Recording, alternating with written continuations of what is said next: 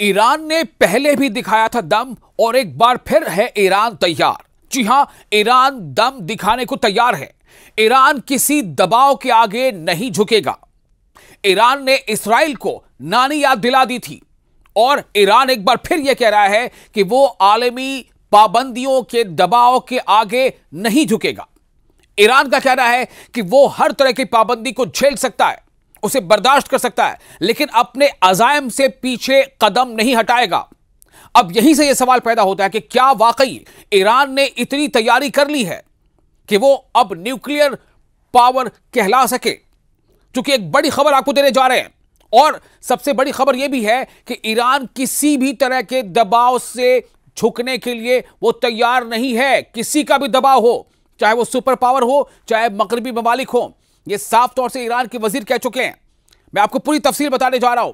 जो मौजूदा हालात हैं, जिस तरह से इस्राइल पर शिकंजा कसता जा रहा है, हालांकि यह भी हकीकत है कि इस्राइल हमले कम नहीं कर रहा, लेकिन जिस तरह से कतर के दोहा में जो हंगामी इजलास हुआ, उसके बाद एक जो नए खुलासे हो रहे हैं और जो नई हिकमत अमली सामने आ रही है, उसने अरब हो या पाकिस्तान, कतर हो या ईरान, सभी के बारे में यह सोचने पर मजबूर कर दिया है कि आखिर ये तमाम ममालिक करने क्या जा रहे हैं।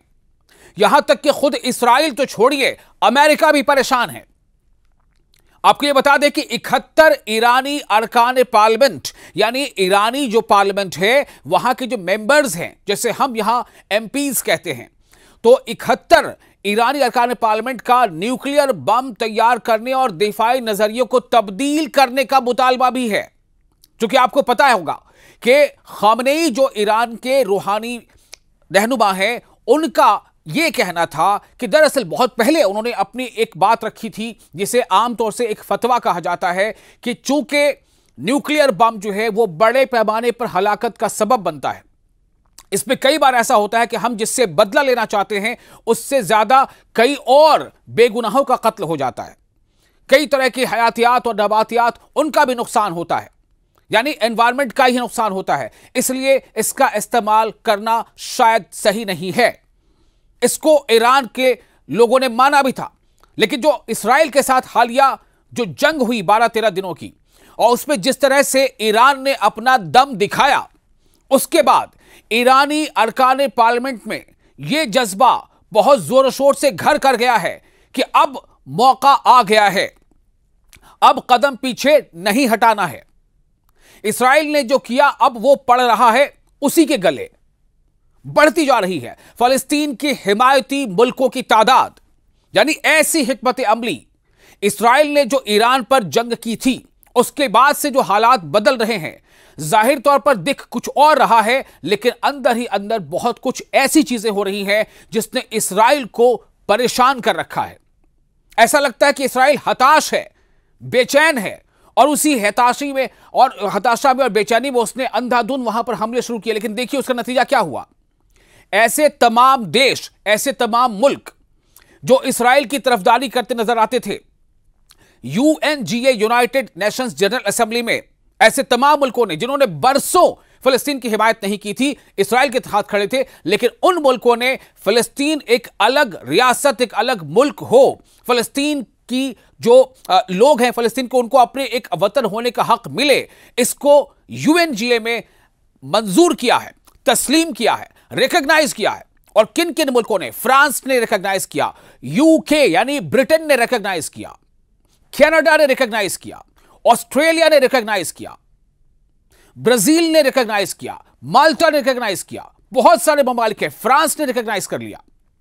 यानी सब मुल्क कह रहे हैं कि फिलिस्तीनियों को उनके अपने वतन का हक लाजमी है, और शायद यही वो रास्ता है, टू स्टेट थ्योरी, जिसके वजह कर मशरिक़ वस्ता में शांति होगी। लेकिन क्या आपको लग रहा है कि यह सब अचानक हो गया? क्या यह सब बस यूं ही हो गया है? आपको बता दें कि यूएनजीए में इस मामले की सदारत फ्रांस और दूसरा मुल्क कौन था? सऊदी अरब। फ्रांस और सऊदी अरब ने मिलकर किया था इस मामले की सदारत, और उसमें एक के बाद एक ऐसे मुल्कों की झड़ी लग गई जिनके बारे में तस्वुर करना मुश्किल था कि वो फिलिस्तीन की हिमायत में बोलेंगे। न्यूजीलैंड ने भी मन बना लिया है कि बहुत जल्द वो फिलिस्तीन को तस्लीम करने का ऐलान कर देगा ऑफिशियली। और लंदन में तो वहां की जो म्युनिसिपैलिटी है और अलग अलग दफातर है, वहां पर कई बरसों के बाद फिलिस्तीन के झंडे नस्ब किए गए। इटली में लोग सड़कों पर उतर आए। कई शहरों में जबरदस्त तनाव देखा गया। किस बात को लेकर के? इस मांग के साथ कि इटली की हुकूमत भी फिलिस्तीन को तस्लीम करे, Palestine as a separate state और कंट्री, उसे रिकॉग्नाइज किया जाए। इसकी मांग के साथ इटली के लोग सड़कों पर आ गए। अब आप सोचिए मंजर कैसा बदल रहा है, दिख क्या रहा है, हो क्या रहा है, समझ में क्या आ रहा है, और तस्वीरें और जो मुशाहिदात हैं, जो हकीकत है वो क्या है, वो देखिए। इस्राएल का साथ देते देते अमेरिका भी कहीं तन्हा ना रह जाए। अब तो लोग ये बातें करने लगे हैं। क्योंकि अमेरिका नहीं मान रहा, लेकिन ब्रिटेन मान रहा है, फ्रांस मान रहा है, जर्मनी के बारे में भी बातें आ रही है कि वो भी इसके लिए अब जहन बना रहा है। कनाडा ने मान लिया, फिलिस्तीन को एक कंट्री के तौर पर मान लिया, तस्लीम कर लिया। इसका मतलब क्या होता है कि जिन जिन मुल्कों ने फिलिस्तीन को एक कंट्री के तौर पर मान लिया, एक स्टेट के तौर पर मान लिया, उन मुल्कों में फिलिस्तीन के दफातर पहले से जो हैं वो और वसी पैमाने पर होंगे, ऑफिशियली होंगे, उनके झंडे होंगे, उनके सिफारतकार होंगे, उनके डिप्लोमेट्स होंगे, सारा कुछ होगा। यानी कि जिस फिलिस्तीन को इस्राएल सफ़े हस्ती से मिटा देना चाहता था, नक्शे से खत्म कर देना चाहता था, देखिए कहते हैं ना, जिसे ऊपर वाला रखे उसे भला कौन चखे। तो हम बात ही कर रहे थे ईरान की। ईरान ने भी जो जमामर्दी दिखाई, ईरान ने जो ताकत और हौसले का मुजाहिरा किया, जिस तरह से इस्राएल को नाके चनो चबवा दिया। तेल अवीव में सायरन ऐसे बजते थे कि वहां के लोग परेशान हो जाते थे। तेल अवीव, हाइफा, इन शहरों को ईरान ने अपने हमले से, मिसाइल हमलों से तबाह कर दिया लगभग। उसी ईरान ने फिर एक बार दम दिखाया है। जी हां, चर्चा तो यह हो रही है कि वेस्टर्न कंट्रीज IAEA की आड़ में एक बार फिर से ईरान पर पाबंदियां आयद करेंगे, लेकिन ईरान खड़ा है। ईरान बाआवाज़े बुलंद कह रहा है कि न सिर्फ हम तैयार हैं हर तरह के हालात के लिए, न सिर्फ हम मिसाइल की टेक्नोलॉजी में आगे हैं, न सिर्फ हम अस्करी तौर पर यानी मिलिट्री पावर में बहुत बढ़ चुके हैं, हम तैयार हैं, बल्कि हम किसी भी तरह की पाबंदी को भी बर्दाश्त करने के लिए तैयार हैं अगर हम पर दबाव बनाया गया तो।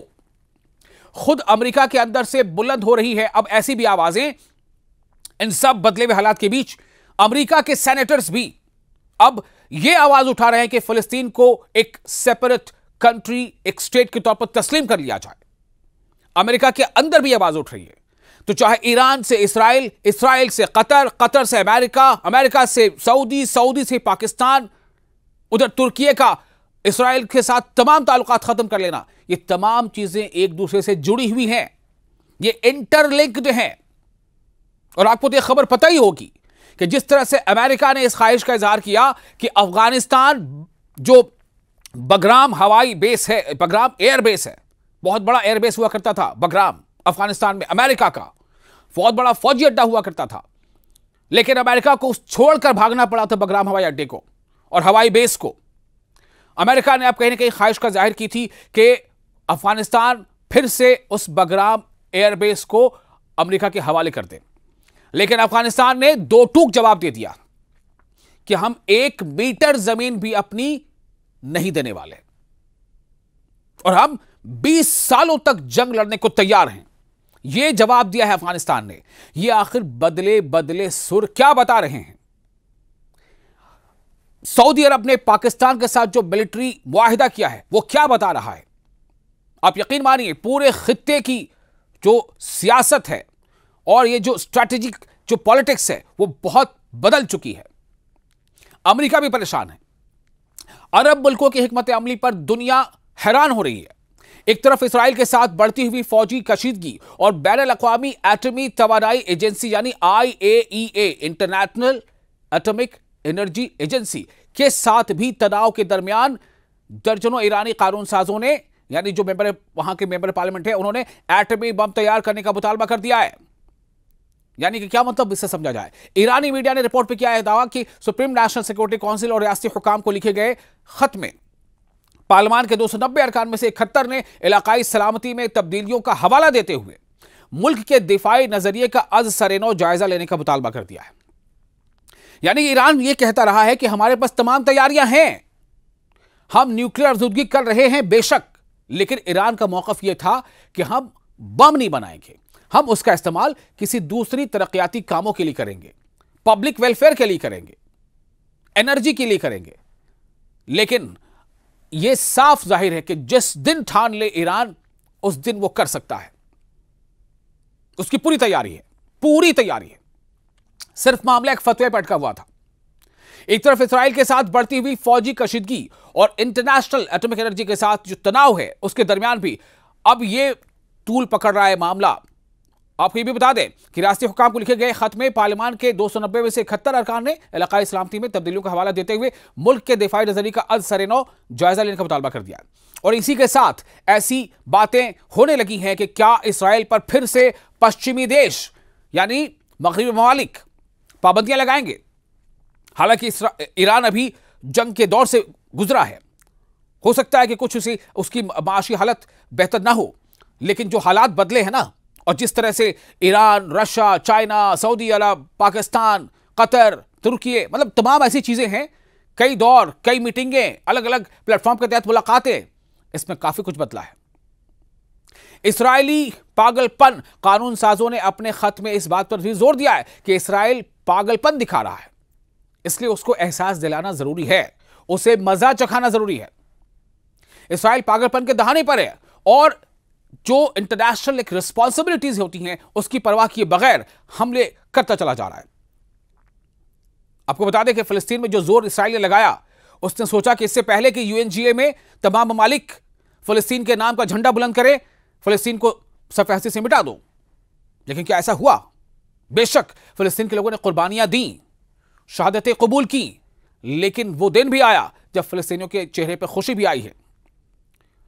तो उन्होंने यह इस्तदलाल दिया है, यानी कि जो ईरान की पार्लियामेंट है, कि जो डेटरेंस है, यानी डेटरेंस के मकासद के लिए जौहरी हथियार रखने से मुल्क की आला तरीन सियासी और मजहबी अथॉरिटी, सुप्रीम लीडर अली मजहबी अथॉरिटी, सुप्रीम लीडर जो है अली खामनई, उनके फतवे की खिलाफ वर्जी नहीं होगी। यानी आप डेटरेंस के मकसद से अगर आप ऐसा करते हैं, मुल्क की सालमियत और मुल्क की हिफाजत के मद्देनजर अगर हम यह कदम उठाएंगे, तो यह उनके फतवे की खिलाफ वर्जी नहीं होगी। आप समझ लीजिए कि कहां तक तैयार है ईरान। न सिर्फ यह कि उसकी तैयारी इस तरफ है, वो दिख रही है, बल्कि इस बात के लिए खुले तौर पर अरागची ने कह दिया है कि हम किसी भी दबाव के आगे झुकने को तैयार नहीं है, किसी भी दबाव के आगे झुकने को तैयार नहीं है। तेहरान ने तवील अरसे से जोर देकर कहा है कि वो जौहरी हथियारों की तलाश नहीं कर रहा है। तेहरान ने जो अली खामनेई के उस फतवे का हवाला दिया है जिसने पहले बड़े पैमाने पर तबाही फैलाने वाले हथियारों की तैयारी और इस्तेमाल पर सरकारी तौर पर पाबंदी आयद की थी। यह पार्लियामानी कार्रवाई ऐसे वक्त में सामने आई है जब इस्राएली हुकाम ने बार बार धमकी दी है कि वो जिसे वो ईरानी महवर के तौर पर बयान करते हैं उसे शिकस्त देंगे। इस्राएली हुकाम ईरानी मकामात पर मजीद हमलों के इम्कानात के बारे में बार बार खबरदार कर चुके हैं। यह पेशरफ्त यानी ये डेवलपमेंट उस वक्त भी हुई है जब तेहरान और इंटरनेशनल एटॉमिक एनर्जी एजेंसी के दरमियान ताल्लुकात खराब हो गए। दोनों फरीकों के दरमियान जौहरी मुआयने दोबारा शुरू करने के हवाले से एक मुआहदे के ऐलान के बावजूद ताल्लुकात में खराबी आई है।